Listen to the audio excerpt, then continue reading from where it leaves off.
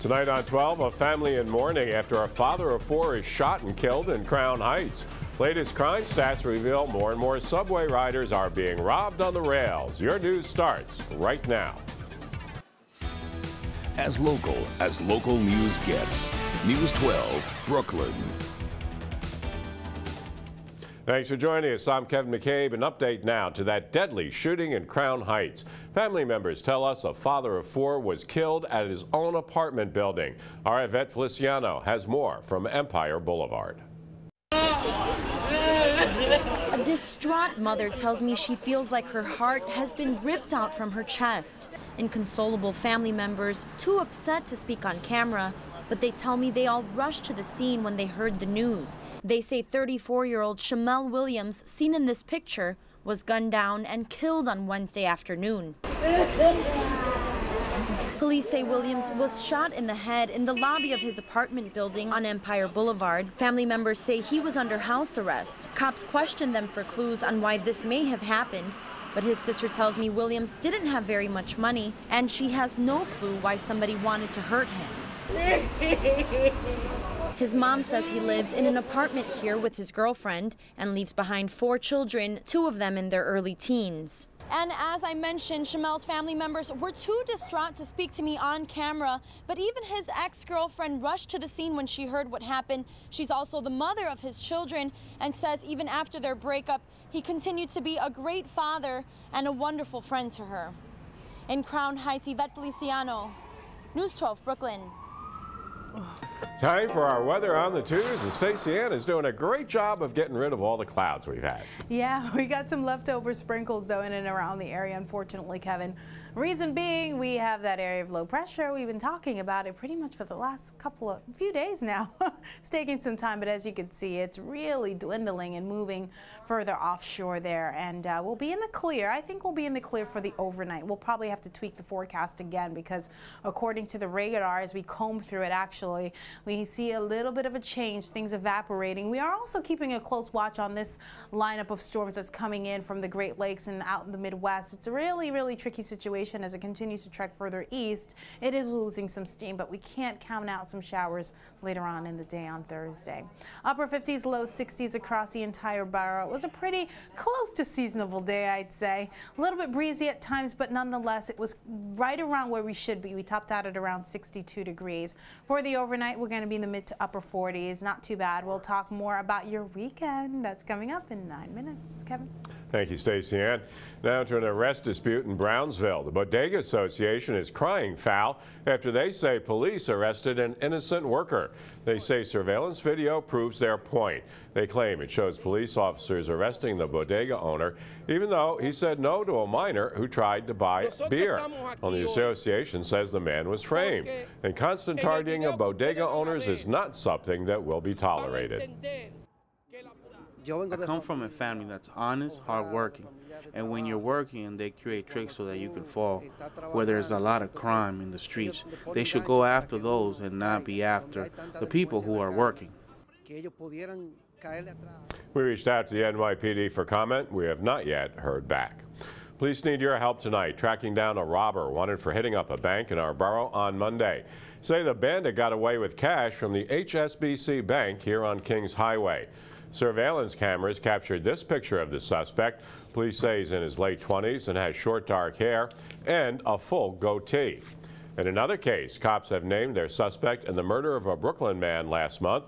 Deadly shooting happened on March 11th here at the corner of Vernon Avenue and Marcus Garvey Boulevard. Police are now searching for this man, 19-year-old Mitchell Wiggins. He's wanted for killing 23-year-old Danielle Burton. Wiggins is 5'6", 150 pounds, with black hair and brown eyes. If you have any information that can help cops break these cases, call Crime Stoppers, 1-800-577-TIPS. That's 577-8477. Seniors at One Bay Ridge Senior Center are stunned after they find out their community center is set to close at the end of the month. It's a story only on 12 tonight. St. John's Senior Center has more than 200 members. Each day, about 50 show up, socialize, take advantage of the activities offered by the program. The Department of Aging did not renew funding for the upcoming year, and the center will have to close down at the end of the month. Seniors say they don't know what they're going to do once the program ends. A lot of people are going to stop socializing. They're going to sit in their houses or their apartments, and that's going to be it. Program director says he'll continue to look for funding, but in the meantime, the center will stay open 1 day a week until June. I'm Kevin McCabe. Our Facebook followers are sounding off tonight about a decision to not release the names of certain registered sex offenders in our borough. Plus, an elderly woman is struck and killed by an ambulette in Gravesend. People in that area tell us they're not surprised something like this happened here. Stick around. Parents are being told not to panic after a 5th grader died battling viral meningitis. Student attended the UFT charter school in East New York, a school community that is now grieving. News 12's Nicole Ryan has the story. Students at the UFT charter school in East New York are grieving the loss of a beloved classmate. This whole day, everybody in my class was crying all day. Me too, but we always have to stay confident because we know that he's in a better place now. A UFT spokesperson says the child had a heart attack after contracting viral meningitis. But the school is reassuring parents that form of the disease is not contagious. The school released this letter to families informing that a student had died. But that wasn't enough for this parent.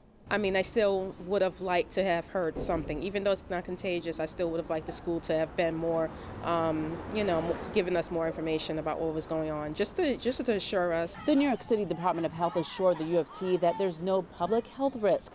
Viral meningitis is a viral infection of the lining covering the brain and spinal cord. Anyone can get viral meningitis, but it's found mostly in children. The symptoms include fever, headache, stiff neck, and fatigue. Students say the child will be missed. He always helped people with their work, and he always cheered them up when they were sad. UFT counselors and social workers were at the school on Tuesday and Wednesday to help students deal with the passing of a fellow classmate. Reporting from East New York, Nicole Ryan, News 12, Brooklyn. An elderly woman is struck and killed by an ambulette in Gravesend. Witnesses say it appears the 75-year-old woman was on her way out of the park when a vehicle from Ambulette Star Trans hit her. Police say the 36-year-old driver remained on the scene and won't face any charges. People in the area say distracted driving is a problem along this strip. Drivers doesn't pay attention. They are too fast. They're not waiting for you to cross. They just cross on you. Exact same thing. It's happened to me a month ago. News 12 called Ambulette Star Trans Incorporated. The person who answered, though, refused to comment. Members of Brooklyn's Orthodox Jewish community are having a hard time identifying sex offenders in their neighborhoods. The reason? The district attorney's office is withholding their names. DA's office says releasing this information would allow the victims to be easily identified in what the DA says are more insular and tight-knit communities. But Assemblyman Dov Hikind disagrees, saying people have a right to know. Community members are just as split on this issue. In order to protect my family, I need to know who's in my surrounding area. If it's a closely knit community, you basically castigated the whole family, because everybody points the finger at that family.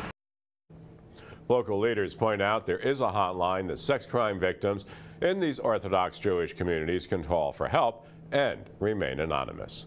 For that information, just head to our website, news12.com, click on numbers and links. Viewers are buzzing about this story on our Facebook page tonight, outraged over the decision to withhold information about sex offenders in Orthodox communities. Harry posted, "Release the names. Why are they being treated better than others? We have the right to know so we can stay away from trash and protect our children." Rhea has a message for DA Charles Hines. Shame on you for making such a decision. There should not be separate laws for different people. The law is the law. There should be no exception to the rule. And Stephanie thinks it's a horrible decision, asking DA Hines, does their own community not need to know who and what lurks within them? Keep your comments coming on Facebook, folks. Just search for News 12 Brooklyn. And make sure you're following us on Twitter, too. We're at News 12 BK. Ruling over the whether to throw out the civil lawsuit against Dominique Strauss-Kahn is now expected next Tuesday.